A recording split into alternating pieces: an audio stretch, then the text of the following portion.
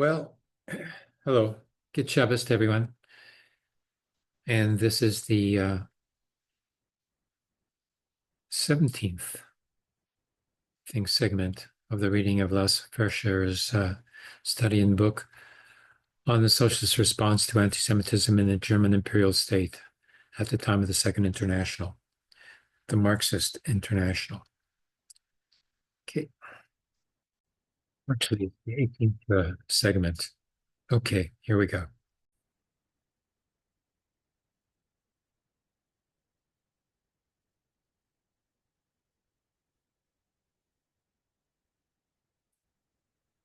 Okay, now we're picking up from page at the end of page 145. And it says, whatever the Social Democrats' response to Lucis's stance vis-a-vis anti-Semitism and the Jews may or may not have been at the turn of the century, one thing we do know for sure. The position he formulated in 1919 in no way impeded his post-war career in the party. For the revolutionary events of 1980-1990 finally did make a Social Democrat proper of Hans Luce, and no mere ordinary member either. Luce now emerged as the leading Social Democrat in Mecklenburg-Strelitz, where he was elected to the Landtag and became the chairman of the Social Democratic Fraction. He refused to become prime minister, opted instead to chair the bulk of the crucial select committees, including the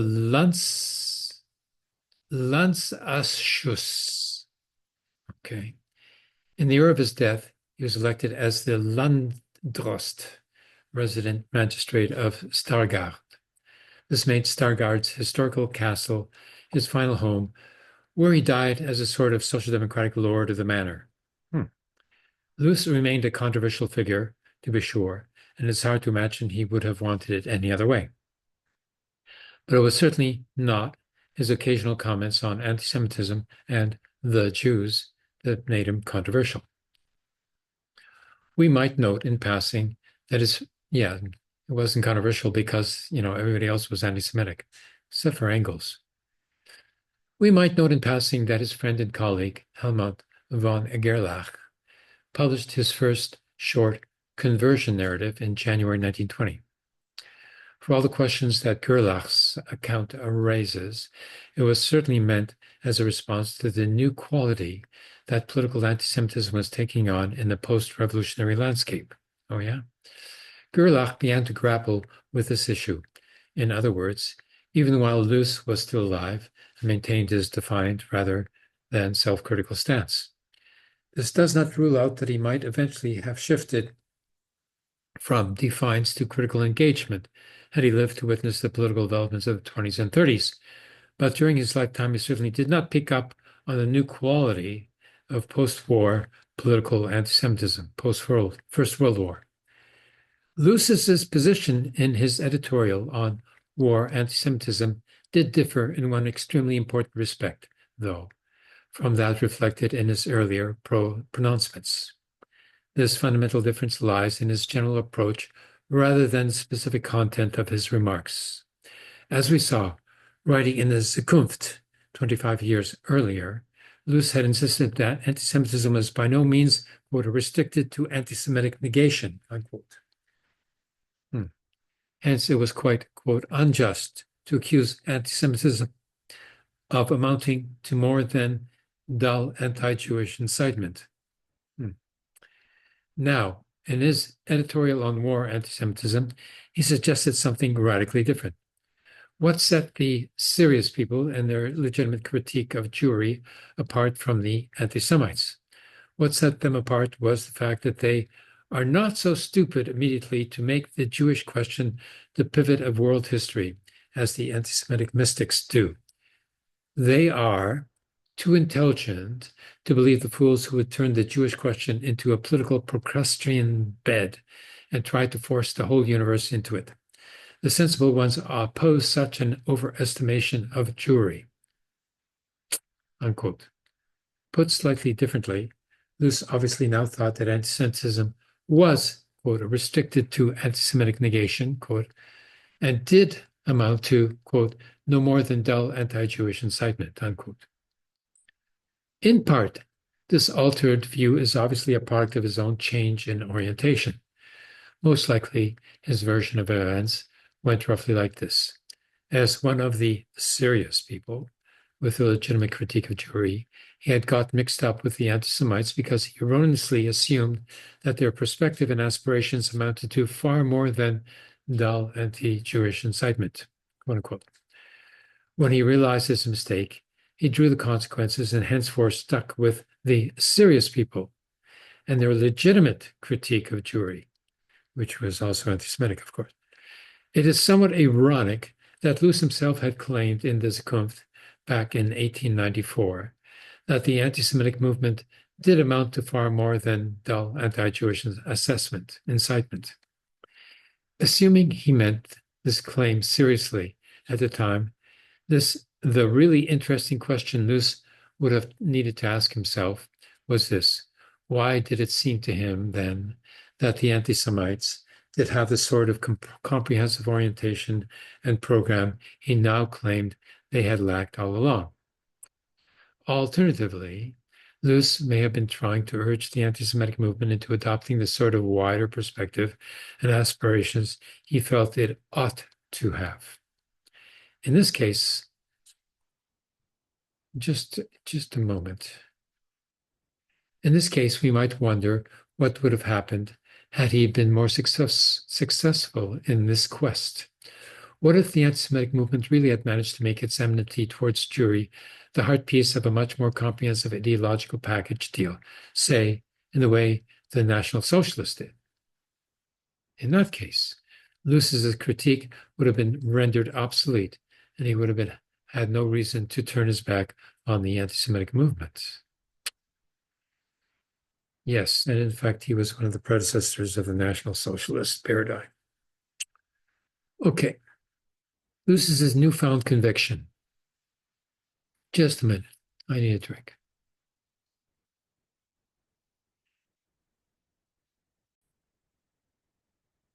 Okay, we continue with this 18th episode of the reading of Les Fischer's The Socialist Response to Anti-Semitism in the German Imperial State during the time of the Second International.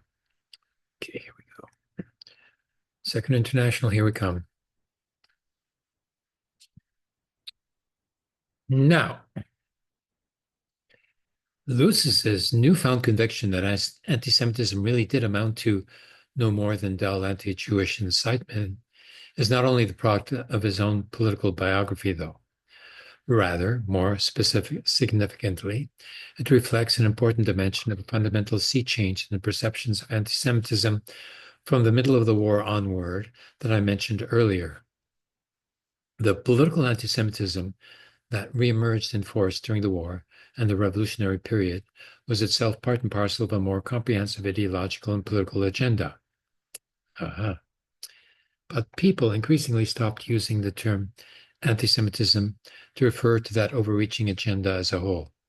Instead, they now used it more and more often, specifically to denote the anti-Jewish dimension of that agenda. As we saw, the term anti-Semitic could previously refer to any number of positions taken or qualities displayed by anti-Semites. Now it became increasingly accepted that the term ought only to be applied to positions specifically to do with the Jews. Early on in the war, an editorial on war anti-Semitism might well still have focused on some attitude towards the war formulated or displayed by people known to be political anti-Semites. By January 1919, it would have been highly surprising for such an editorial to deal with anything other than specifically with anti-Jewish propaganda and activism. From late 1915 or early 1916 onwards, we can be increasingly certain that critics taking issue with anti-Semitism were now specifically criticizing the anti-Semites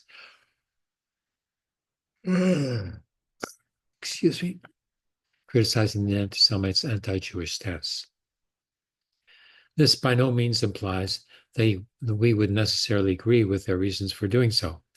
Most anti-Judeophobes still remained indifferent towards a wealth of anti-Jewish sentiment that they found unproblematic, but struck us as obviously anti-Semitic. Nevertheless, this change in perspective is a fundamental one. By the time we reach the early Weimar years, we finally can assume that anti-Semitism did take issue specifically with anti-Jewish positions, no matter how contentious the criteria it applied in doing so may still have been by our standards. Okay, by the time we reach the early Weimar years, we finally can assume that anti-Judeophobia did take issue specifically with anti-Jewish positions, no matter how contentious the criteria it applied in doing so may still have been by our standards. Okay. Next is chapter 6, Anti-Semitism and the Jewish Question in Dresden. Let's see now, what page is this? 149. Okay. Perceptions and prescriptions regarding the Jews may have been irrelevant to the way in which the delegates to the Congress in Dresden judged the former anti-Semite Hans Luce, but they were by no means absent from the debate. In this chapter, I will discuss 4 relevant issues that did feature in Dresden: Harden's Jewish origin, Wilhelm Liebknecht's infamous critique of Dreyfusards, the decision of the Party Congress of 1892 to postpone its debate on anti-Semitism, and finally, Mehring's idiosyncrasies in the field. As we will see, these issues were brought up in a casual and unsophisticated manner, yet failed to precipitate any sort of critical response from the delegates. This not only makes it inconceivable that the delegates should, at the same time, have been anything other than at best indifferent to Luce's relevant notions. It also throws that indifference all the more sharply into relief.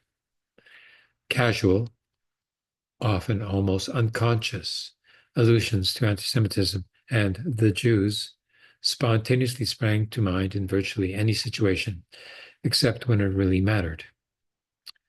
When assessing the merits of former anti-Semites, for example, all interest in these issues mysteriously disappeared.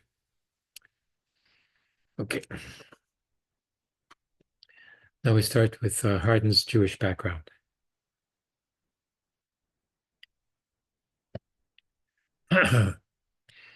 Throughout his speech in Mehring's defense, Bebel persistently referred to Harden as Witkowski Harden.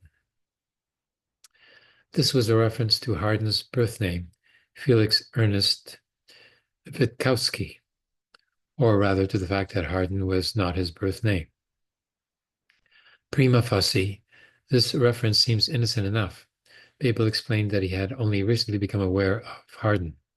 He had, however, had, quote, the honor of knowing Witkowski Harden's father. To be introduced to the son, I would not count as an honor. From the floor, bravo. Old Witkowski, by contrast, was a good Democrat, quote unquote. In the 1860s, he had spent, quote, not only many a pleasant evening with his honorable man, but also many a serious night discussing problems altogether until dawn. To this day, I recall the conversations with Witkowski Harden's father with pleasure. In changing his name, so the apparent implication, Harden had disowned his father's Democratic background. But this debate did not transpire in a vacuum. Imperial German society was obsessed with Jewish names and the extent to which Jews should or should not be allowed to modify or change their names. The anti-Semitic obsession with the invisibility of the emancipated Jew lent the issue additional emotive force, making it the object of a protracted debate that spanned the entire period from the pre to the post-emancipatory era. Nobody in Imperial Germany could have been oblivious to this debate, and any reference to the name change of an individual of Jewish extraction like Hardin invariably invoked the dynamics of that entire debate.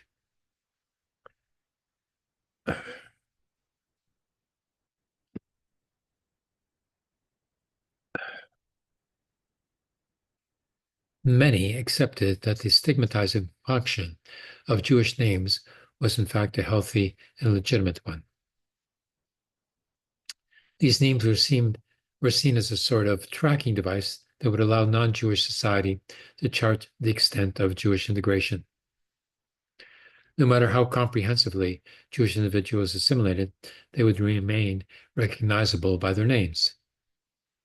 As it became increasingly impossible to tell them apart by any other means, their distinct names emerged as the one remaining safeguard. How should non-Jewish society control, and if need be, curtail or reverse the process of Jewish integration if it could no longer tell the Jews apart? Oh, horror. This obsession with Jewish names was usually rationalized and formulated as a moralizing indictment against the Jews. The belief in the immutability of ethnic and racial distinctions was becoming ever more pervasive. Consequently, the notion that one could simply shed one's identity appeared not only futile, but also contemptible. Also true. Given that one could never genuinely take on an alternative identity, betrayal of one's racial ethnic identity emerged as a cardinal sin in its own right. If assimilation could not work, any attempt to assimilate was by definition opportunistic and represented an attempt to ingratiate oneself under false pretexts, even though that was demanded of the Jewish people. In France, if you want to become a citizen, they expect you to change your first name. You know, okay. And that's today. Okay.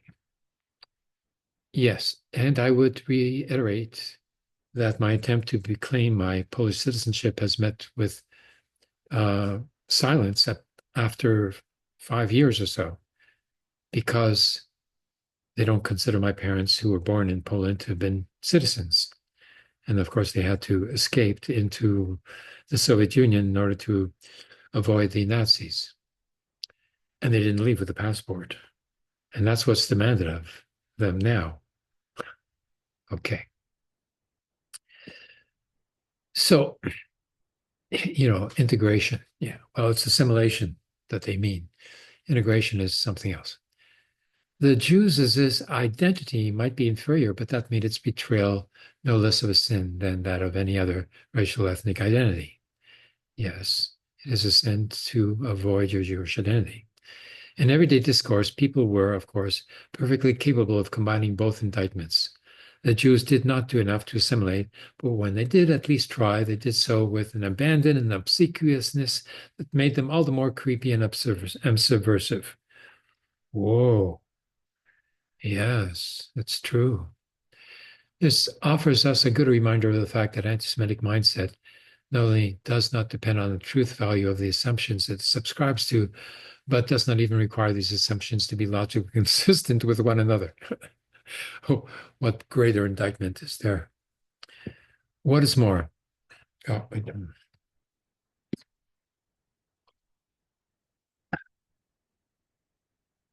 what is more, the rights of individuals of Jewish extraction to change their names were in fact curtailed yet further less than a fortnight after the Congress in Dresden.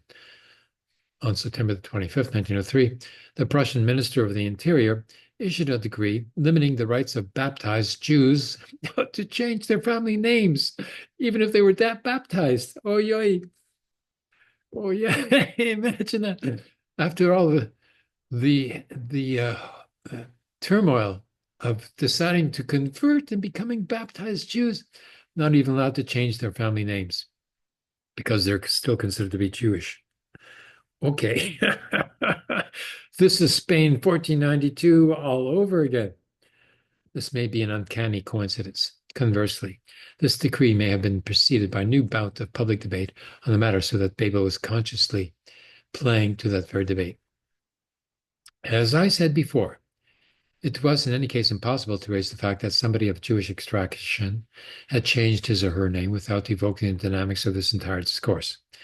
If Babel's only motive had been to reproach Hardin for giving up a name that was widely respected in democratic circles, he would have needed to actively distance himself from all the other premises and implications he was invariably conjuring up by raising the issue. Mm-hmm. Hardin, in his response to Babel's critique, summed up the logic of the argument as follows. Quote, somebody who changes his name, especially if it is his goal to influence public affairs, is indeed suspicious, all the more so if the new name sounds German, while the discarded one had a Semitic ring. Surely the reader will then think, this pushy individual has changed his name to cover up his Jewish origin and avoid spoiling his career. Unquote. Hardin even conceded that, quote, the prejudice is understandable, unquote. Understandable. Why? No reason given. Okay. But in his case, it was unfounded. His father had eventually become mentally ill and abusive towards his family, whose reputation was severely tarnished as a consequence. His family had therefore officially been granted the right to give up its original name. Officially. Wow. How wonderful. Whoa. Lucky man. Hardin himself had kept the pseudonym he had already begun to use as a young actor. The accusation then, as a young actor, that was before his father went crazy, right? Uh-huh. Okay. The accusation then that he had changed his name in order to cover up his Jewish origin and avoid spoiling his career was utterly unfounded.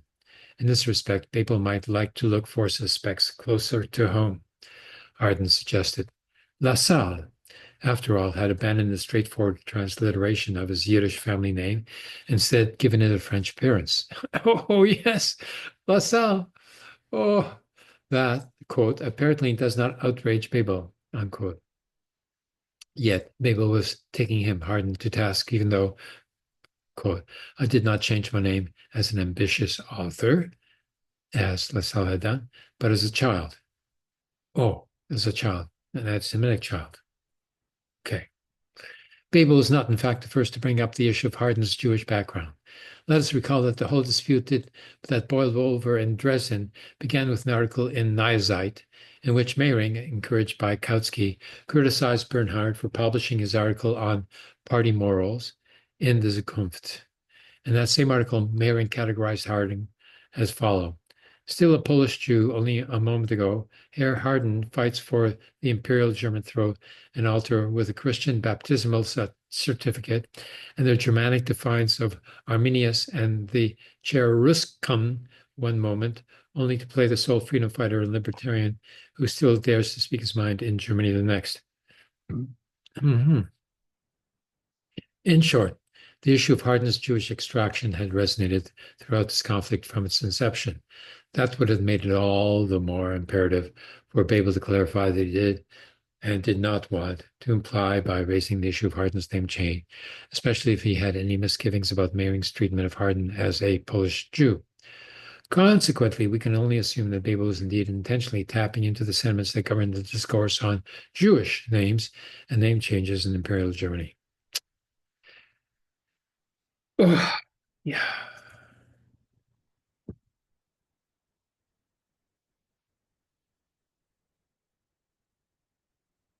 Wow.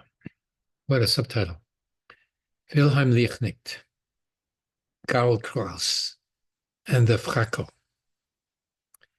In the context of his all-out assault on Mehring at the Congress in Dresden, Heinrich Braun contended that socialists had in fact not only at all times contributed to non-socialist periodicals.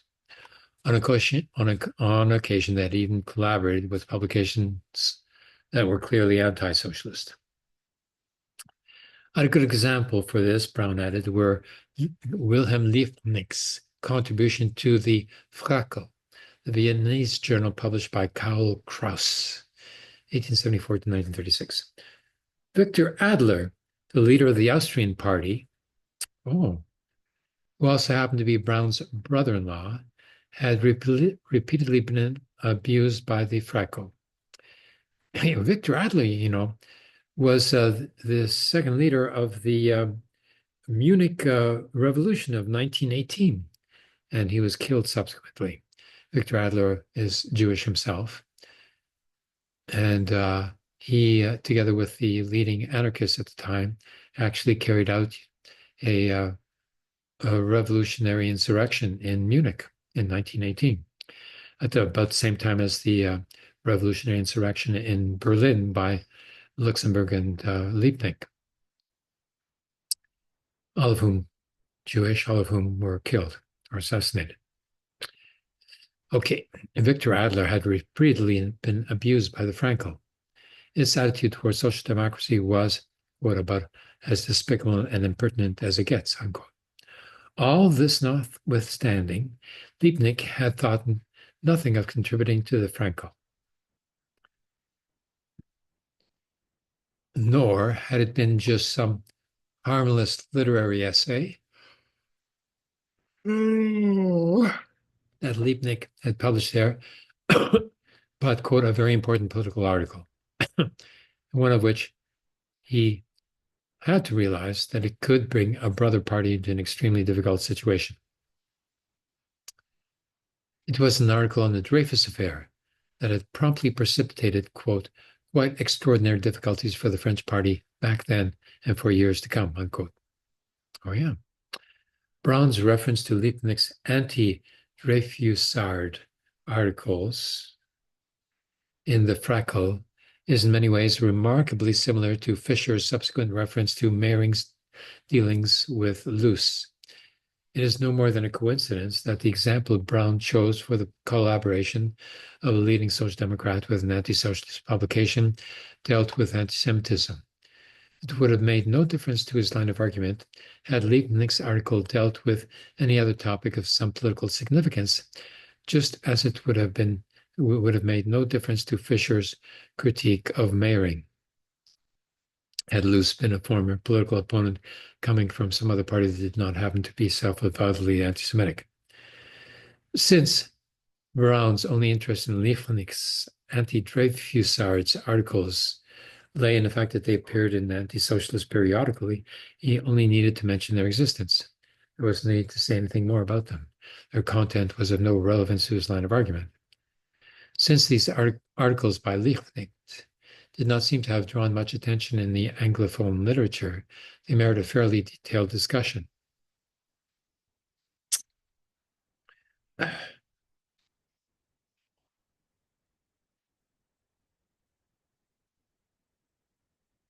They were all written and published in the Frackel after Dreyfus's retrial. The first three were also issued separately as a pamphlet. They were, to say the least, remarkable and certainly had repercussions for the French socialists. Liebknecht declared squarely at the outset that, quote, I do not believe in the innocence of the French Captain Dreyfus. Oh, what is going on here? He had not wanted to say this publicly before the end of the trial in Reims, so as not, quote, to vindicate the riffraff that yearned for the condemnation of the Jew, unquote. That Dreyfus had many unpleasant opponents did not mean, though, that there were only pure and honest people among his supporters. Among them, one could discern, quote, a strong whiff of Panama, unquote, he added, setting the tone for much of what's to follow. The first great injustice, unquote, unquote, committed by Dreyfus's supporters was that they had, quote, lumped together the espionage department of the French General Staff with the entire General Staff, indeed with the entire army apparatus, unquote, Liebknecht explained. Quote, that this mad injustice was not entirely unintentional is demonstrated by the fact that the leaders of the campagne,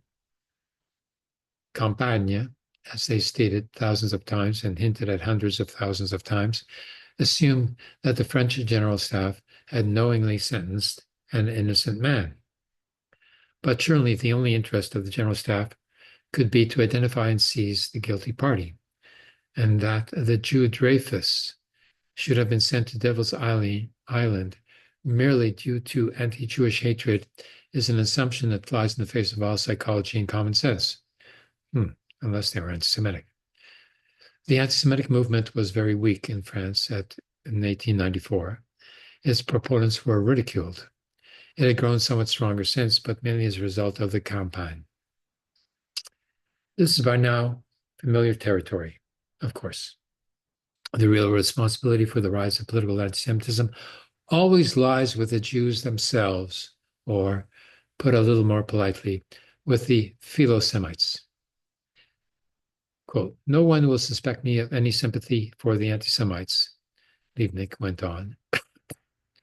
Quote, but whatever my opinion about the hatred of men like Lieberman versus Sonnenberg, Bockel, Alouard, and their comrades may be, I would never think them capable, should they find themselves as judges, of declaring a Jew guilty of a crime that justifies the death penalty merely because he is a Jew, and of sending him to the dry guillotine, unquote. Prima facie, this may seem like a remarkable shift in focus.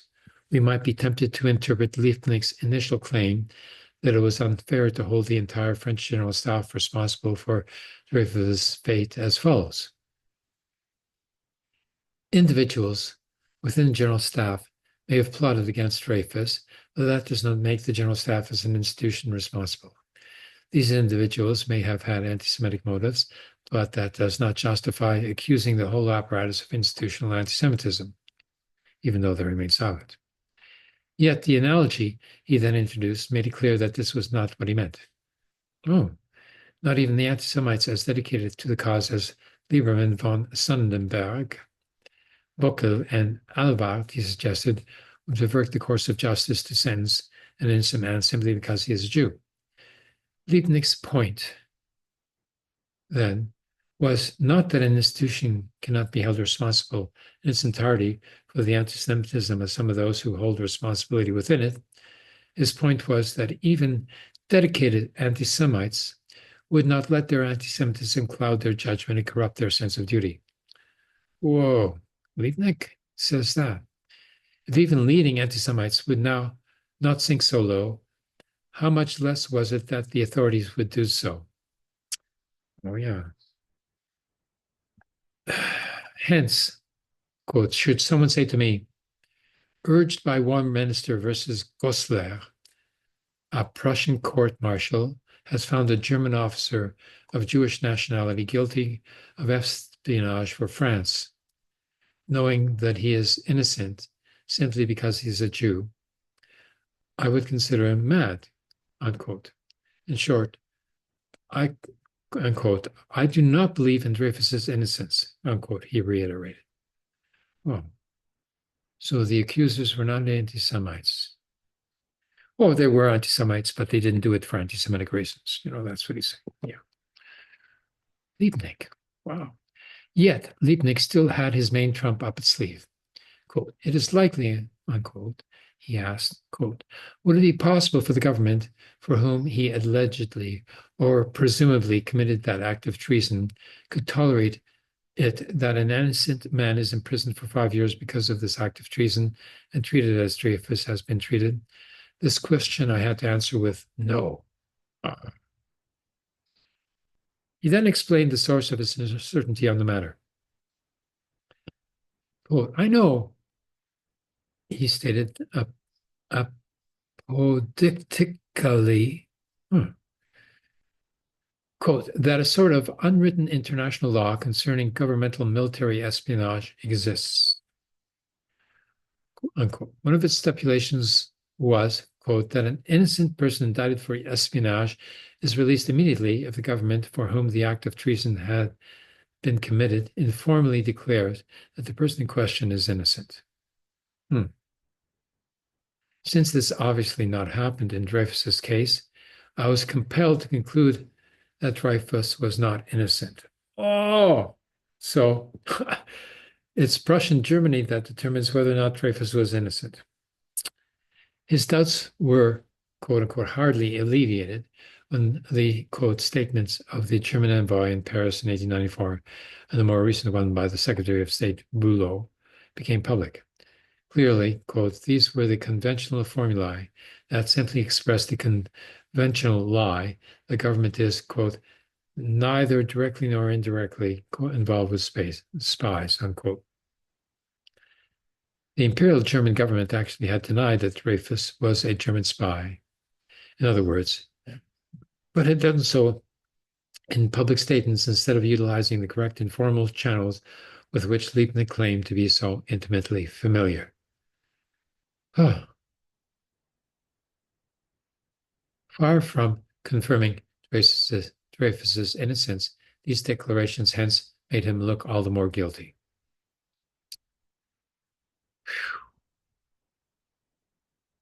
Oy, oy.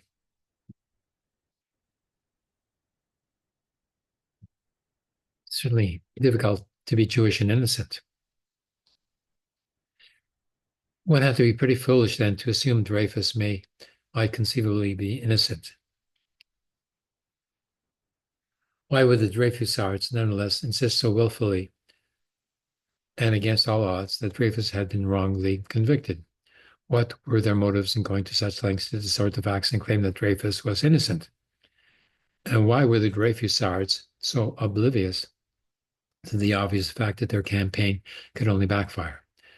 As Liebknecht confessed, he had, quote, said privately in a conversation with a supporter of the Dreyfusard cause that the leaders of the Campagne deserved to be beaten up for the way in which they harmed their own cause and assisted the anti-Semites and reactionaries, unquote.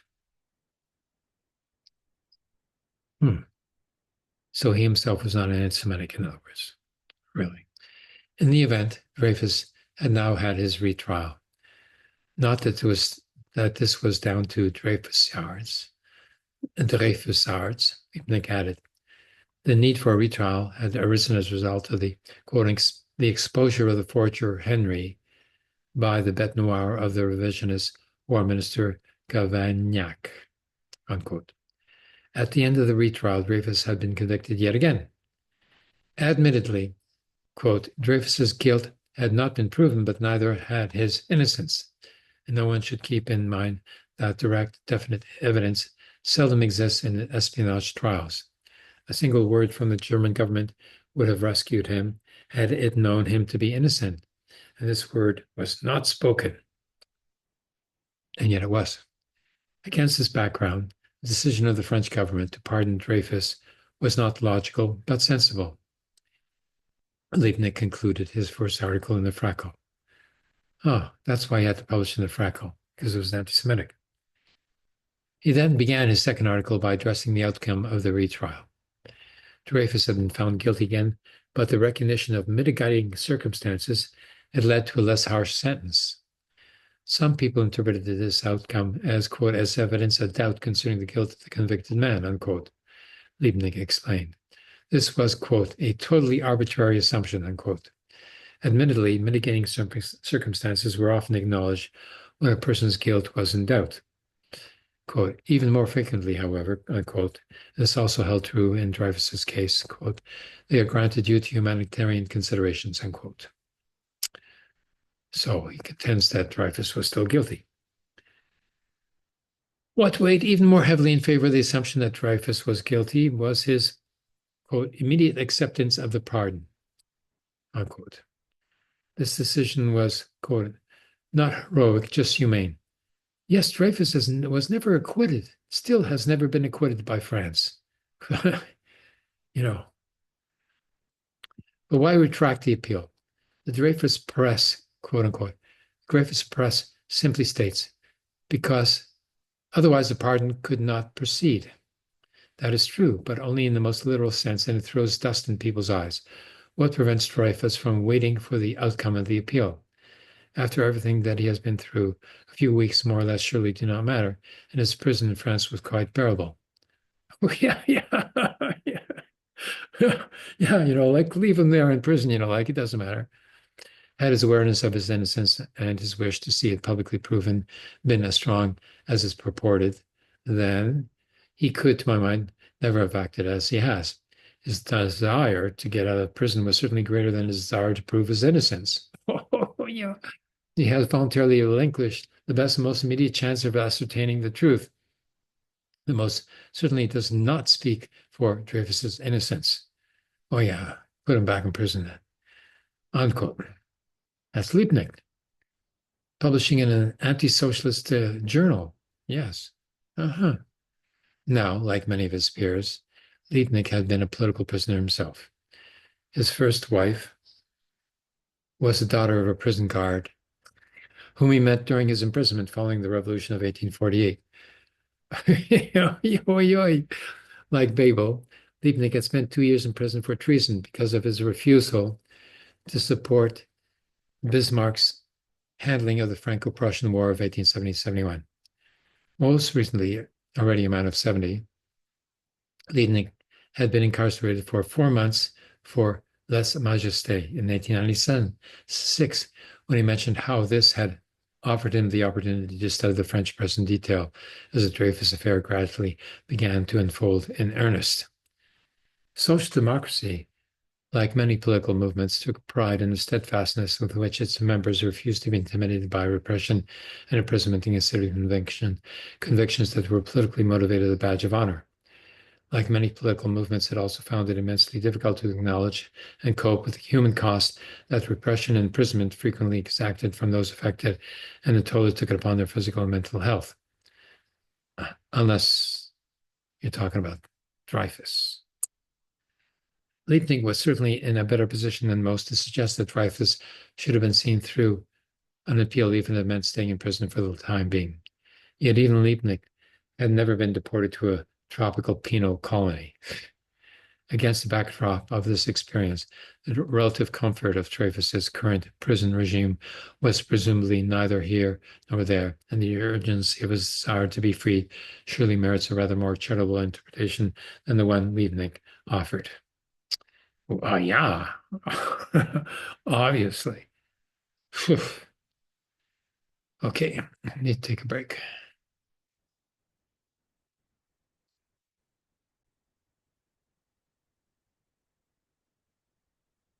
Okay, here we go. Zerev Shabbos.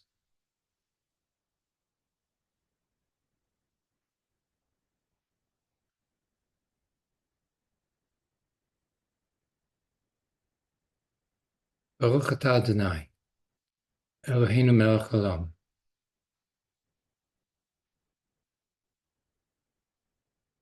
Ahalik ner Shabbos.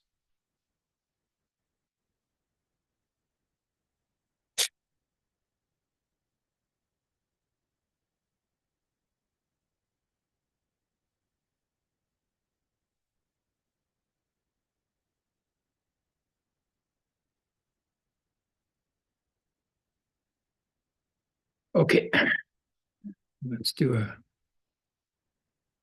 a final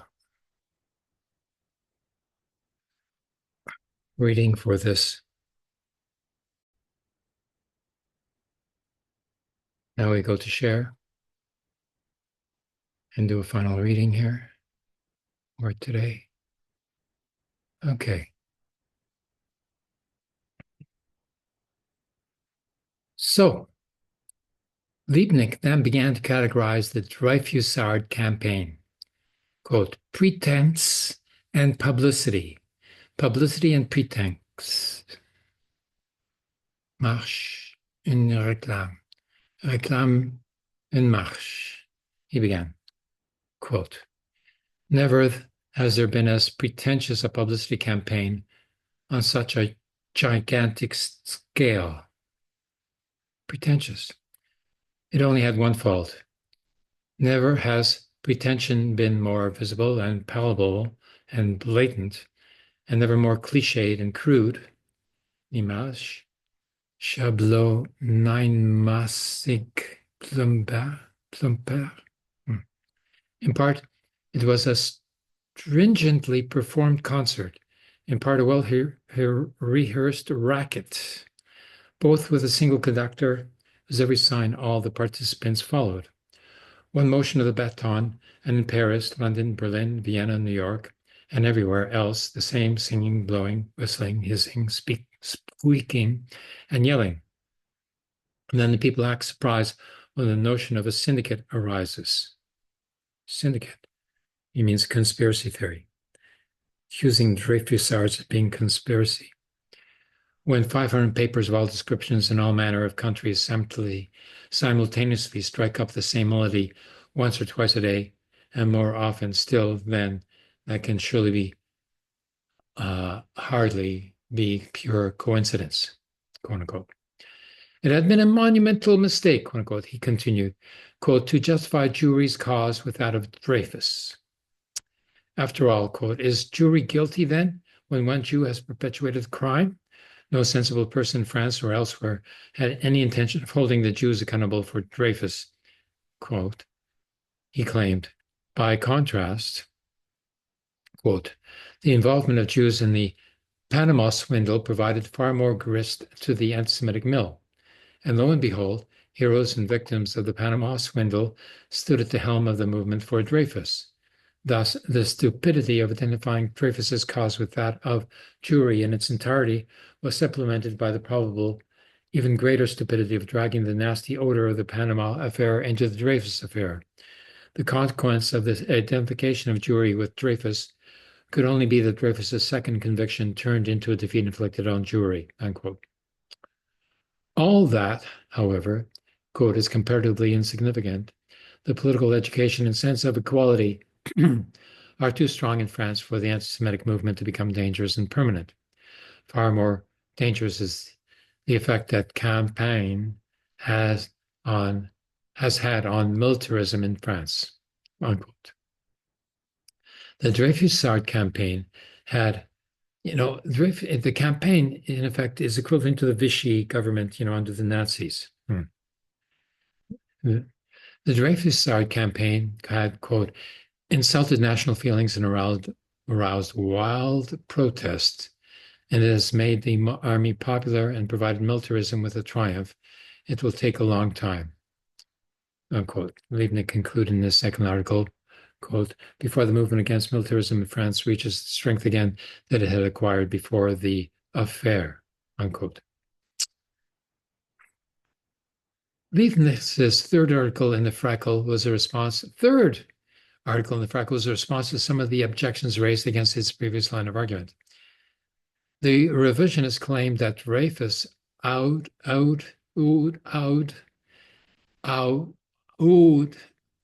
English is so difficult, owed his retrial to their efforts.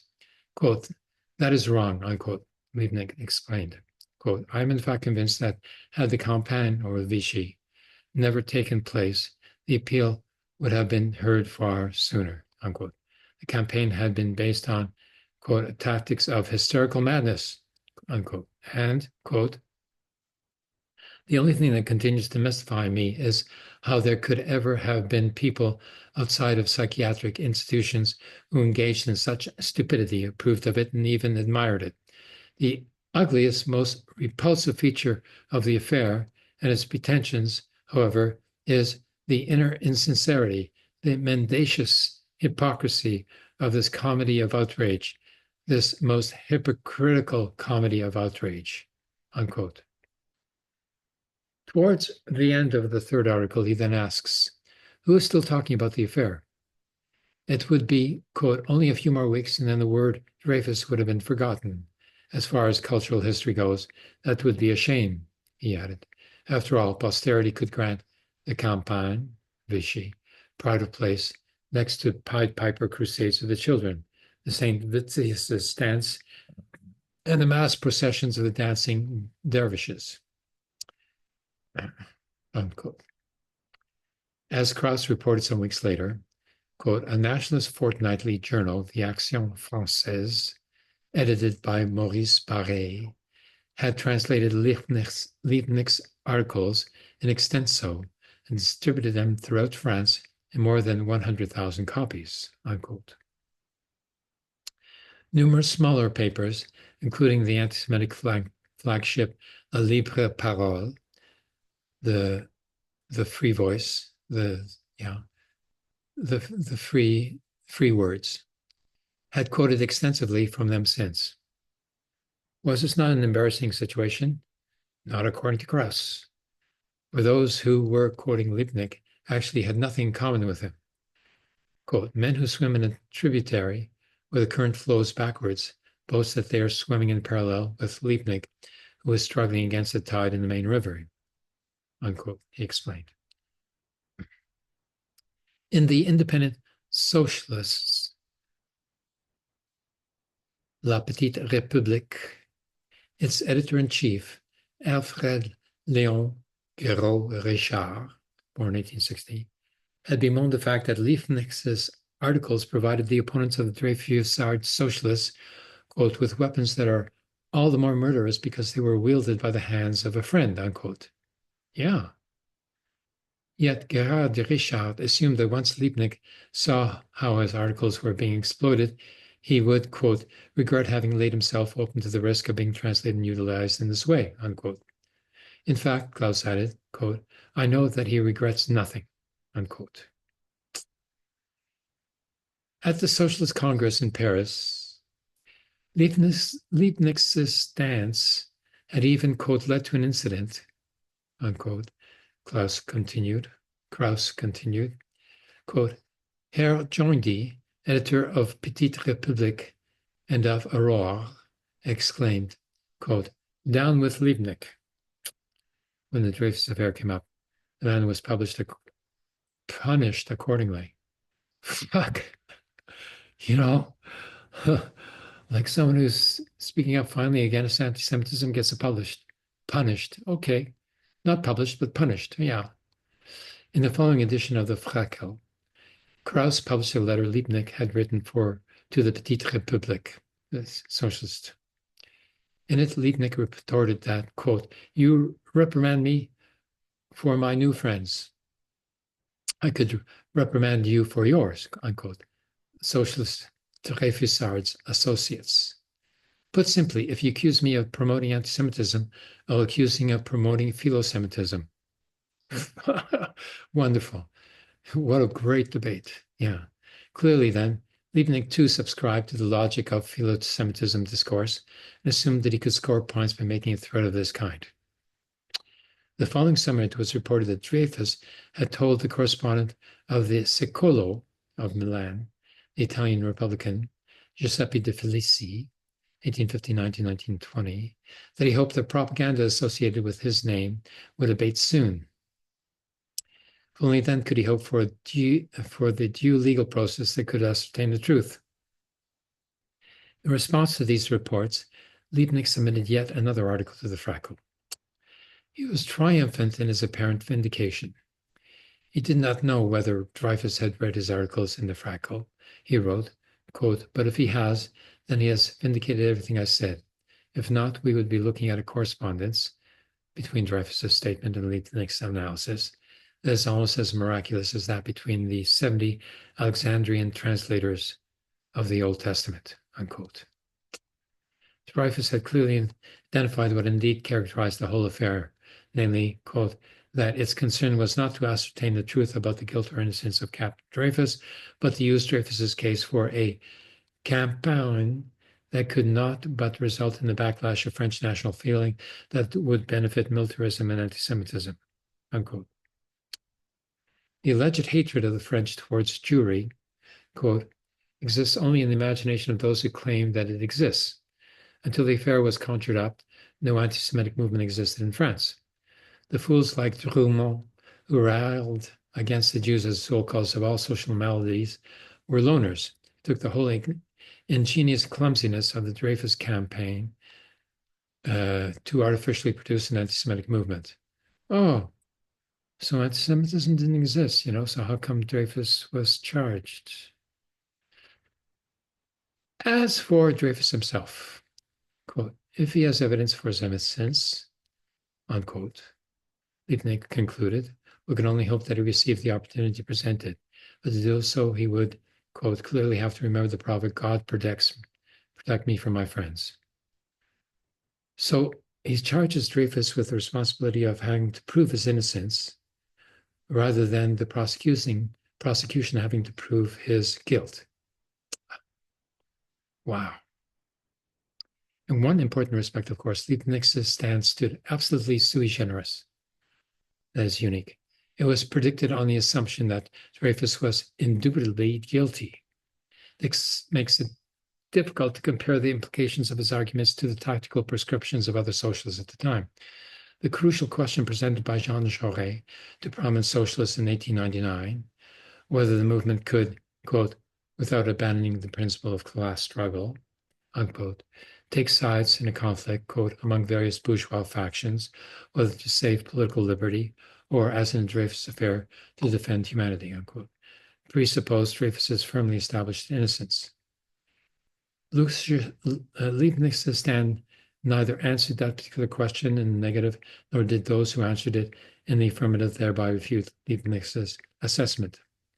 On the other hand, given the vehemence of Leibniz's scorn vis-a-vis the Dreyfusards, one cannot help wondering whether his apodictic insistence on Dreyfus's guilt was not in fact a rationalization, and the stubbornness with which he maintained it a reflection of the unsettling effect the anti-Judophobic aspect of the Dreyfusard campaign had on him. The fact that Liebknecht had, in fact, written to Krauss as late as 5th of August 1899 that, quote, I neither think Dreyfus guilty nor innocent, quote, would seem to underscore the suggestion. Huh.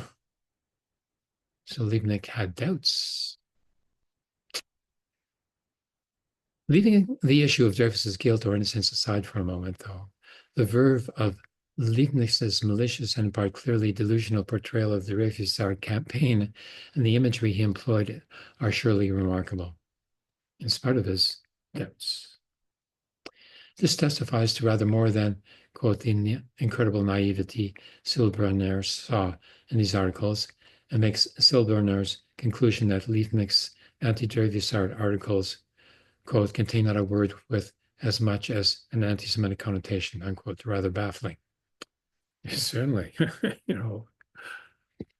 This is in many ways a good illustration of the problems created by attempts to reach an unambiguous juxtaposition of anti-Semites and non-anti-Semites in this context.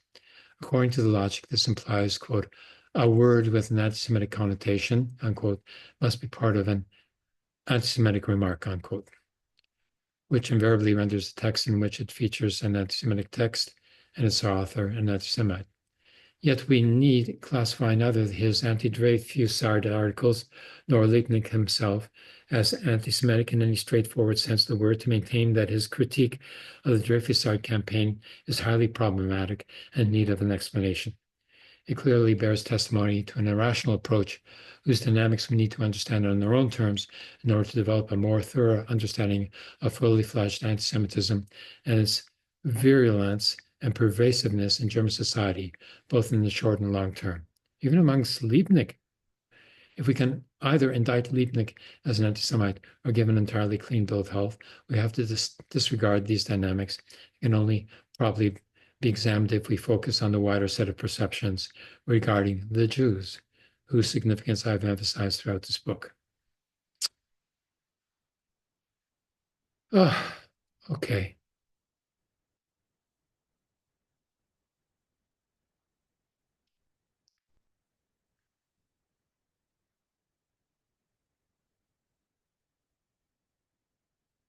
That's it for today. Get Shabbos. Shabbos, is the first workers' holiday in all of history, which denotes Judaism as a working class religion and culture to begin with. Okay, good Shabbos again.